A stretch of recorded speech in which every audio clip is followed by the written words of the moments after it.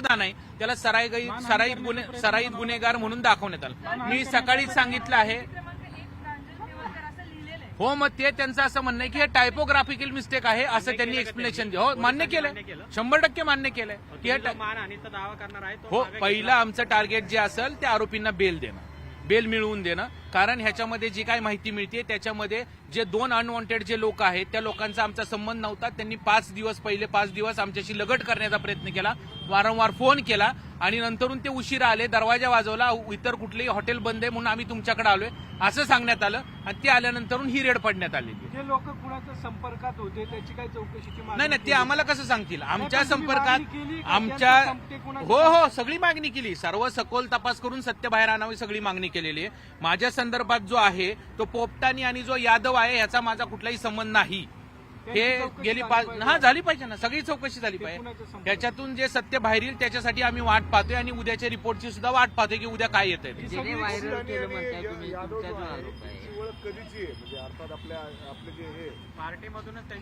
सचिन आणि जे सुमित जे आहेत ते डॉक्टरांचे मित्र आहेत, सचिन आणि सुमित, परंतु त्याच्यामध्ये जो पोपटानी आणि जे यादव आहेत हे लोकांनी 4 ते 5 दिवस डॉक्टरांची काही कारण नसताना बळ लगट करण्याचा, तोंड ओळख असताना आम्हाला तुम्हाला भेटायचंय, यायचंय, कुठं भेटूया, हे करूया अशा पद्धतीने लगट करून हा सगळा प्रकार बनावट असण्याची शक्यता नाकारता येत नाही। ते पोपटानी आणि जो यादव आहेत त्यांच्या बरोबर आला होता। त्या मुलींशी डॉक्टरांचा कुठलाही काडी मात्र संबंध नाही, नव्हता आणि नाही।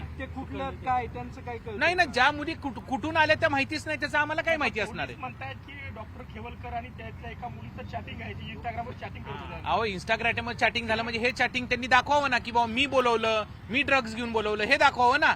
तुम्ही चॅटिंग आहे किंवा 100 जे 5-5, 10-10, 20-20 हजार फॉलोअर असतात, कुणाशी जर समजा हाय हॅलो बोललो तर त्या संदर्भात NDPSचा ऍक्ट लागू होतो का?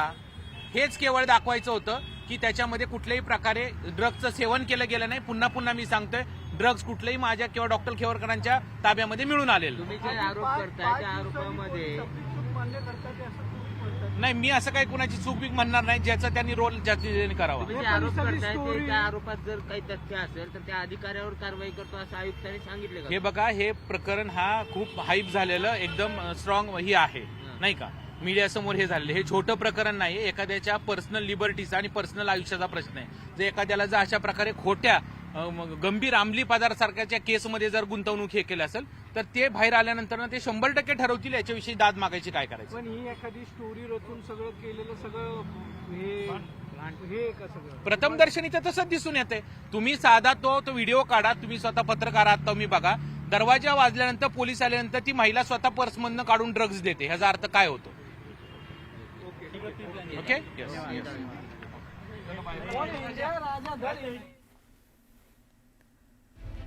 तर प्रांजल खेवलकर यांच्या वकिलांनी पुणे पोलीस आयुक्तांची भेट घेतली आहे। संपूर्ण प्रकरण संशयास्पद वाटतंय असं खेवलकरांचे वकील म्हणतात। तर ब्लड सॅम्पल लवकरात लवकर मागवावा असं देखील प्रांजल खेवलकर यांचे वकील म्हणाले। तर बीडच्या मस्साजोगचे सरपंच संतोष देशमुख यांच्या हत्या प्रकरणामध्ये वाल्मिक कराड याने दोषमुक्तीचा अर्ज फेटाळताना विशेष मकोका न्यायालयानं महत्त्वाचं निरीक्षण नोंदवलं। संतोष देशमुख हत्या प्रकरणामध्ये वाल्मिक कराड हा गुन्हेगारी टोळीचा सदस्य असून या प्रकरणात त्याचा प्रथमदर्शी सहभाग असल्याचं निरीक्षण कोर्टाने नोंदवलंय। वाल्मिक कराडला का दोषमुक्त करण्यात येत नाही या संदर्भामध्ये महत्त्वाची निरीक्षणं कोर्टात नोंदवण्यात आली आहेत। यामध्ये वाल्मिक कराड हा गुन्हेगारी टोळीचा सदस्य आहे असं न्यायालयाने नमूद केलंय। संतोष देशमुख हे खंडणीच्या अडसर आले म्हणून अपहरण करून कट रचून हत्या करण्यात आली। वाल्मिक कराडसह टोळीवर 20 पेक्षा अधिक गुन्हे दाखल आहेत। मागच्या 10 वर्षांमध्ये गंभीर स्वरूपाचे 7 गुन्हे दाखल आहेत असं निरीक्षण देखील न्यायालयाने नोंदवलं। तर सोमनाथ सूर्यवंशी मृत्यू प्रकरणी एक मोठी अपडेट समोर आली आहे। सुप्रीम कोर्टाने राज्य सरकारला मोठा धक्का दिलाय। सुप्रीम कोर्टाने हायकोर्टाचा निकाल कायम ठेवलाय, तर मुंबई हायकोर्टाचा निकाल सुप्रीम कोर्टामध्ये कायम ठेवण्यात आलाय। पोलिसांवर गुन्हे दाखल करण्याचा आदेश मुंबई हायकोर्टाने दिला होता आणि हाच निकाल सुप्रीम कोर्टाने देखील कायम ठेवलाय। या केसमध्ये राज्य शासनच आरोपी आहे. कारण सोमनाथ सूर्यवंशी यांचं जे कस्टोडियल डेथ झालेली आहे ती राज्याच्या ताब्यामध्ये तो असताना झालेली आहे. त्याच्यामुळे मागच्या सगळ्या असणाऱ्या केसेसमध्ये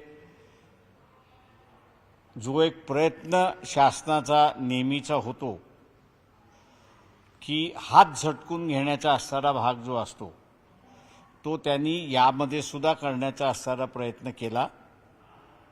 आम्ही कोर्टाला ती बाब असणारं लक्षात आणून दिली आहे आणि यापुढे मी असं म्हणेन की जे काही नियम तयार करायचे आहेत ते हायकोर्ट माझ्या अंदाजानं आता नियम तयार करेल. तर सोमनाथ सूर्यवंशी प्रकरणामध्ये सुप्रीम कोर्टाने दिलेल्या निकालाचे सूर्यवंशी कुटुंबियांकडून स्वागत करण्यात आले. आता तरी न्याय द्यावा अशी मागणी त्यांच्या कुटुंबियांनी केली. कोर्टाला धन्यवाद, सगळ्या वकील संघाला धन्यवाद, प्रकाश आंबेडकर साहेबाला पण धन्यवाद. माझा एक मी बहीण आहे म्हणून, एक भाऊ आहेत म्हणून माझ्या पाठीशी उभा राहून खंबीरपणे उभा राहून हे स्वतः कोट घालून कोर्टामध्ये लढून मला आज बहिणीला न्याय मिळवून दिले साहेब. म्हणून मला एक म्हणायचं आहे, आजोपर्यंत जे जे खोटं बोललेलं हे हार्ट अटॅक आलंय, तिथून रिपोर्ट गोळा केलेला आहे, ते सगळे रिपोर्ट टाकायचं आणि एक बहीण म्हणून मला न्याय मिळवून द्या असं माझं एक म्हणणं आहे सरकारला. तर महादेव मुंढेंच्या पत्नी ज्ञानेश्वरी मुंढे उद्या मुख्यमंत्री देवेंद्र फडणवीसांची मुंबईमध्ये भेट घेणार आहेत. या भेटीदरम्यान मुंढे कुटुंबीय आपली सर्व कैफियत मुख्यमंत्र्यांसमोर मांडणार आहेत. आज दुपारी मुंढे कुटुंबीय मुंबईसाठी रवाना होतील. तर मराठा आंदोलक मनोज जरांगे पाटील यांनी मुंढे कुटुंबियांची भेट घेऊन मुख्यमंत्र्यांच्या OSDंना या प्रकरणामध्ये लक्ष देण्याची मागणी केली होती. त्यानंतर आता मुख्यमंत्री कार्यालयाकडून मुंढे कुटुंबियांना उद्या मुंबई येथे भेटीसाठी बोलावलं आहे.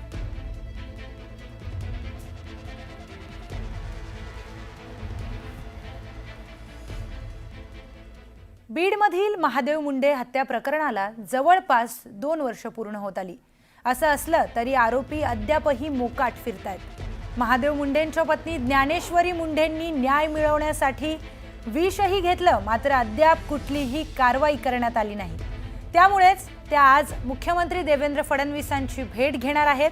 दरम्यान मुख्यमंत्री त्यांना न्याय देतील असा विश्वास आष्टीचे आमदार सुरेश धस यांनी व्यक्त केलाय. 21 ऑक्टोबर 2023ला महादेव मुंडेंचा हत्या झालेली आहे. अद्यापही ते आरोपी त्या ठिकाणी सापडत नाहीत. म्हणून आता विष पिऊन झालं म्हणजे माननीय मुख्यमंत्र्यांनी वेळ दिलेली आहे. तर निश्चितपणे ते त्यांचं गाऱ्हाणं जे आहे ते मुख्यमंत्र्यांच्या पुढं मांडतील आणि ते मांडल्याच्या नंतर त्यांना न्याय मिळेल अशी अपेक्षा आहे. तर अनिल परब यांची पत्रकार परिषद रद्द करण्यात आली आहे. मात्र ही पत्रकार परिषद रद्द का झाली याचं कारण अद्यापही अस्पष्ट आहे. तर काही वेळातच याचं कारण समोर आलंय. कारण अनिल परब यांना भेटण्यासाठी सदानंद कदम आले होते. सदानंद कदम हे शिवसेना नेते रामदास कदम यांचे सख्खे भाऊ आहेत. गृहराज्यमंत्री योगेश कदम यांचे काका आहेत आणि त्यामुळेच अनिल परब यांचा बोलविता धनी कोण हे स्पष्ट झालं असल्याची चर्चा राजकीय वर्तुळामध्ये सुरू झाली आहे. तर गृहराज्यमंत्री योगेश कदम यांच्या विरोधामध्ये पुरावे देणारे आणि आरोपांची राळ उठवणारे अनिल परब यांच्या मागे सदानंद कदम हेच असल्याचं आज स्पष्ट होतंय.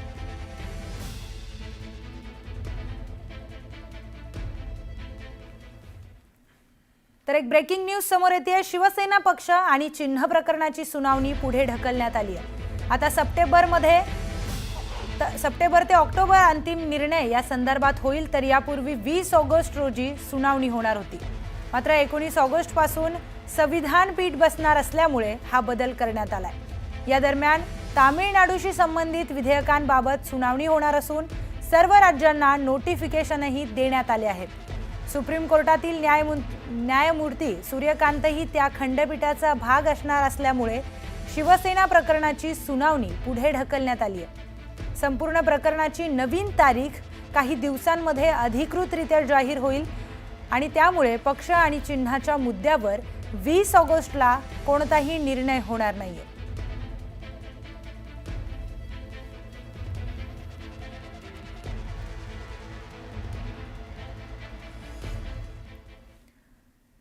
कृषी मंत्री माणिकराव कोकाटे यांचा रमी खेळण्याचा व्हिडिओ व्हायरल झाल्यानंतर त्यांच्या राजीनाम्याची मागणी विरोधकांनी लावून धरली आहे.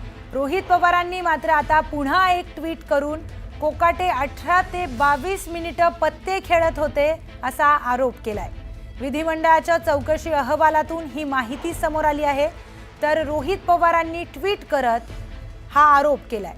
तसंच सरकारवर माणिकराव कोकाटेंवर कारवाई करणार का असा सवालही त्यांनी उपस्थित केला. रोहित पवारांनी केलेल्या ट्विटमुळे नव्या चर्चांना उधाण आलंय. दरम्यान अजित पवार आणि कोकाटेंच्या भेटीनंतर त्यांचा राजीनामा घेतला जाईल अशी दाट शक्यता होती. मात्र त्यांच्या राजीनाम्यावर अद्याप फैसला झालेला नाही. त्यामुळे आता रोहित पवारांच्या नव्या आरोपांनंतर कृषी मंत्री माणिकराव कोकाटेंवर काय कारवाई होणार हे पाहावं लागणार आहे.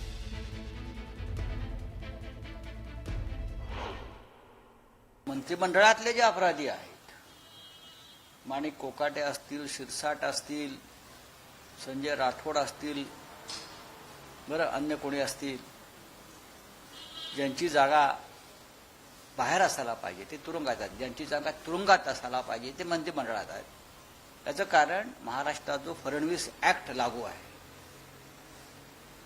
आधी वॉशिंग मशीन मग फडणवीस ऍक्ट, ही समज द्यायची आणि माफ करायची.